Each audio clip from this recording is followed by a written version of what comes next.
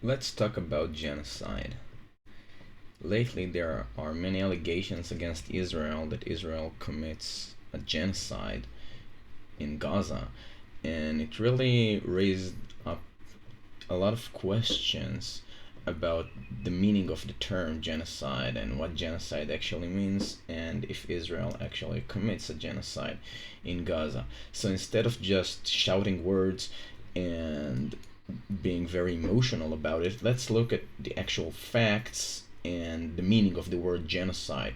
So, I'm going to look in the Cambridge World History of Genocide. These are 3 volumes structured into the ancient times, medieval ages, and the modern period. And in this trilogy of research, we have an introduction by history professor Ben Kernan, and let's see what Ben Kernan actually says about genocide, the meaning of the word in history, and what he and other people who edited the volume, what they believed genocide actually means in research, at least. So let's start with page 29. And according to Ben Kernan, Ben Kernan adopts the UN definition of the word genocide, which actually consists of 5 articles. This is from Article 2 of the 1948 United Nations Convention on the Prevention and Punishment of the Crimes of Genocide, which came out after World War II, after the Nuremberg trials. And the 5 articles that the UN adopted are these: killing members of the group, and see here that it is any of the following acts, meaning that even one of them can be considered a genocide if it is committed with intent to destroy in whole or in part a national, ethnical, racial, or religious group.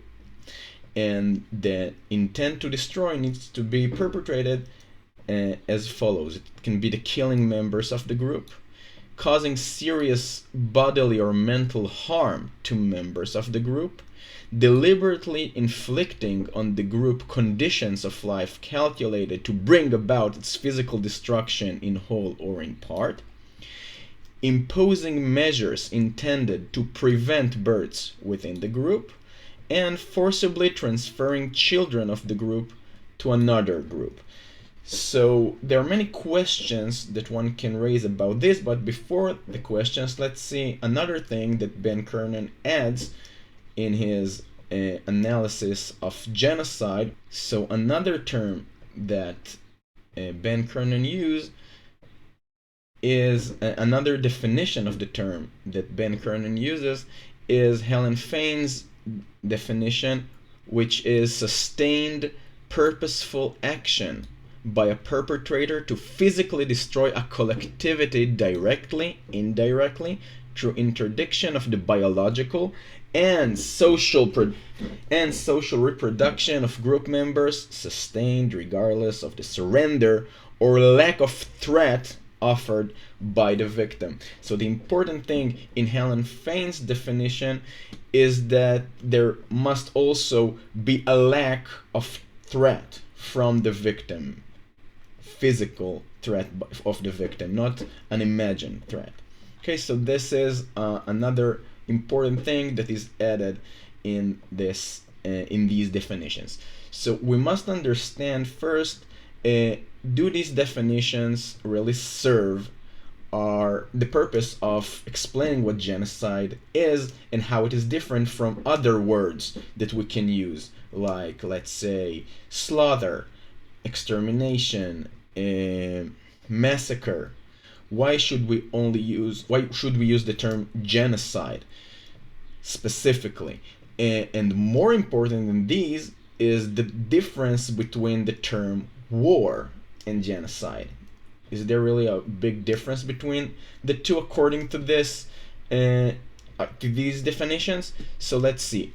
If killing members of the group with the intention of destroying a nation is considered genocide is what Russia does to the Ukraine right now is considered a genocide.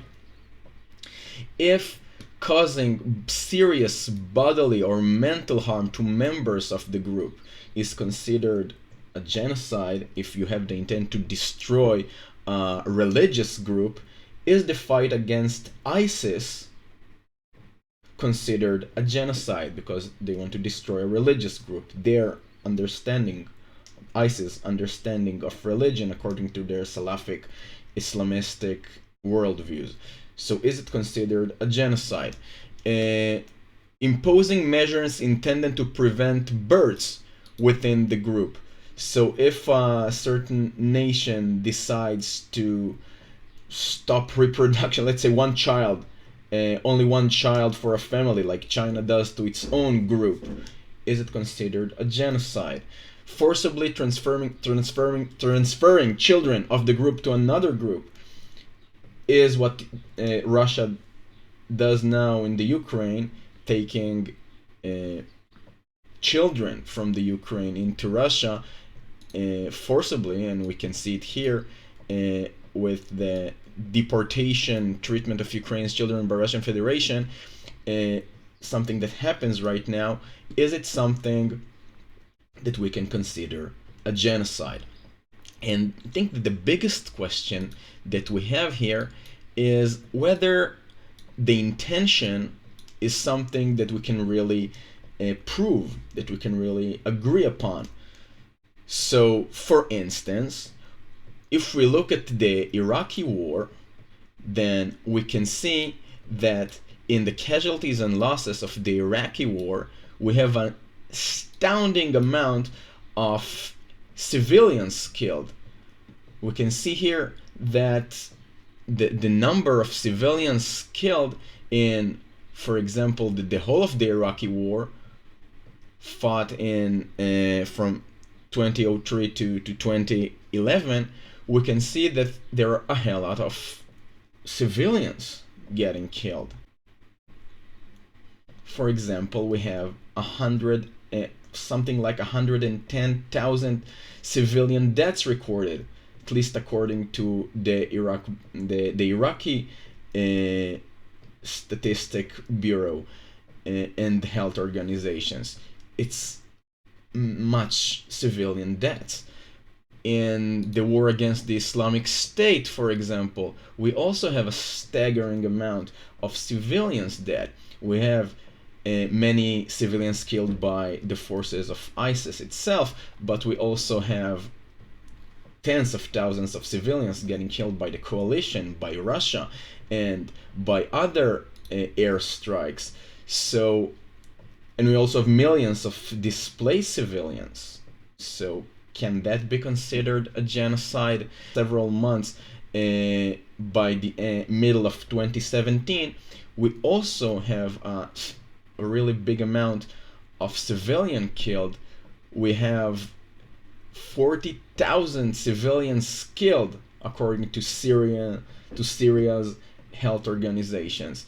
So if we consider genocide as just a big amount of people getting killed in a war, then many instances of battles in the last 20 years can be considered a genocide. How can you really differentiate between a war, especially in a densely urban populated area where the fight itself, the combatants hide inside in civilian population and shoots from a civilian population?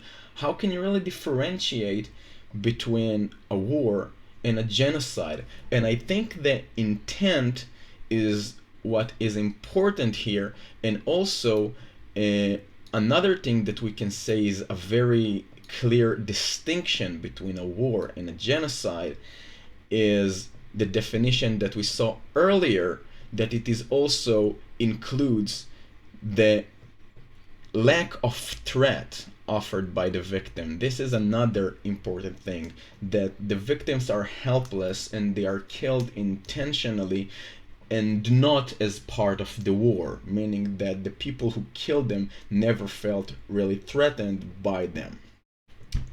So the question is what happens now in Gaza really, is the war in Gaza can really be termed a genocide? And if it does, can it really be different than what happened in the Iraqi war, in the Battle of Mosul, and the war against ISIS in general, and in many other wars where civilian population was threatened and killed? We saw instances where the number of civilian deaths was much higher than what happens now in Gaza. But I don't think that many people would say that the United States did a genocide war in Iraq or a genocide war against ISIS to murder a whole group of people. And we need to ask ourselves why. Or the Russian airstrikes against ISIS, which also killed thousands of civilians according to what we saw. Why no one really says that these can be considered a genocide? We need to think about that. And I do believe that what Israel does in Gaza cannot be considered a genocide according to the terms that we saw, because I think the intention is the main thing here. And you can say what you want about Israel's treatment of Palestinian lives, but if you really believe that Israel has the intention of killing an ethnic group, meaning the Arabs, for example. There are also many Arabs in Israel. There are millions of Arabs living in Israel, almost 2 million Arabs living in Israel who has citizenship and equal rights. So these Arabs, if Israel has an intention of destroying an ethnic group, the Arab group, then they would have, for example, won't consider Arabic as a national language. In Israel, Arabic is one of the 2 national languages recognized by the State of Israel. They would stop the equal rights for their Arab population. They would kill many Arabs, Israeli Arabs, on a daily basis. And the Arab population of Israel need to be lower from year to year. It needs to show a decline, which it does not. So the ethnic part, I think you can say that Israel doesn't have an ethnic cleansing agenda or intention. If you look at the facts, you look at stats, you look at demographies, and also official laws passed in Israel. So this is about the ethnic group. Let's talk about the national part. So let's say Israel doesn't want to do a genocide against the ethnicity of the Arabs in Israel. So we can say that perhaps they want to do a genocide against the Palestinian nationality. They are against this form of nationality in Israel. If that was the case, then Israel wouldn't have just started a war against Gaza, and they would start a war against the Palestinian territories in the West Bank also. If they really wanted to destroy the Palestinians as a nation, they also wouldn't have attacked Gaza in the way they do, which really threatens a lot of soldiers. They would just carpet bomb the whole of Gaza, killing hundreds of thousands of Palestinians. Really doesn't caring about the largest number of civilian deaths possible, which they don't. Many Israeli soldiers right now are really careful not to indiscriminately just damage and destroy whole neighborhoods without actually finding out beforehand that these neighborhoods are built upon a lot of combat tunnels and they are filled with many Palestinian Hamas terrorists, or combatants if you want to call them that. Furthermore, if you do believe that the Hamas at least, they are experiencing a genocide against their nationality, then you also need to look at Hamas itself and what the Palestinians teach in schools. If what the Palestinians teach in schools and what Hamas actually did in the 7th of October is with the intent of killing a national or ethnic or a different religious group, then they also can be considered as committing a genocide. And another question that we need to ask is about the helplessness of the victims. Is Israel really killing helpless civilians? I mean, rounding them up against walls and shooting them in the head, something that there is no proof that Israel actually does. There are no pictures, not even evidence of what happens in Gaza, that there are hundreds of people just being marshaled into a wall and then being shot to death. Most of the civilians killed in the war are a result of the war, meaning that there are bombs exploding everywhere, airstrikes, people shooting from buildings from 500 meters, soldiers who shoot them back, and there are a lot of civilians in the area. So are they really helpless? Is the civilians getting killed are helpless? And let's go back to the 7th of October. Is the civilians kidnapped and killed by Hamas were helpless? Did Hamas enter houses and just killed and raped everything they saw, not as part of combat, but when there was no shooting around and when they didn't feel threatened by outer forces, they entered houses, marshaled people there, and just shot them in the head, or raped them, or killed them? Is such a thing really happened? And there are a lot of evidence that it did. So you can say that Hamas perpetrated a genocide in 7th of October if we look at the intention and the helplessness of the victims. So I do believe that the whole question, the whole discussion and discourse now about genocide is really taking the word genocide without the intention. You can say that, oh, because there are many civilians killed as part of the war, then this is a genocide. And I think we need to be careful when we compare what happens in Gaza to what happened in Rwanda, for example, or in what the Khmer Rouge did, or in Bosnia, or in the Holocaust, or the Armenian genocide, what we call the Armenian genocide or massacre at the beginning of the 20th century. When we compare what happens to Gaza to these instances, do we see many similarities or many differences?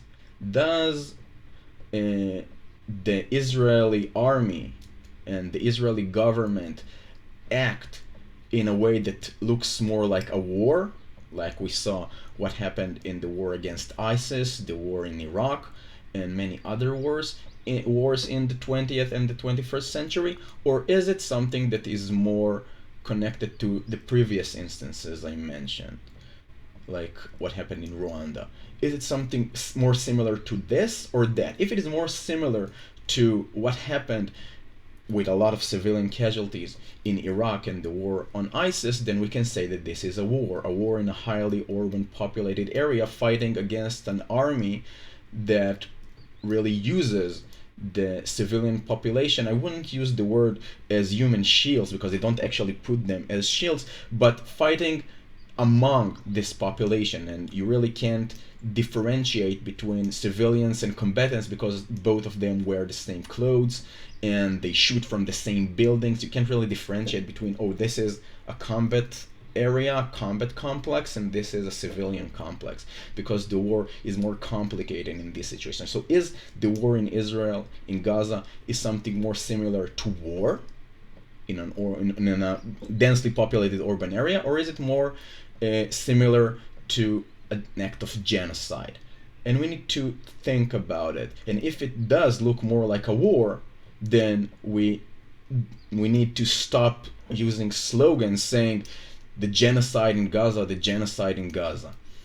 If we do think this is a genocide, then we need to prove that indeed there is an intention of the Israeli government and the Israeli army to execute every last or a vast majority of the Palestinian nation in order to stop the Palestinians to act as a nation, or to destroy the Arab population in large and the Arab ethnic group.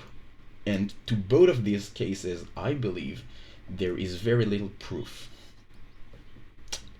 And as usual, think about it.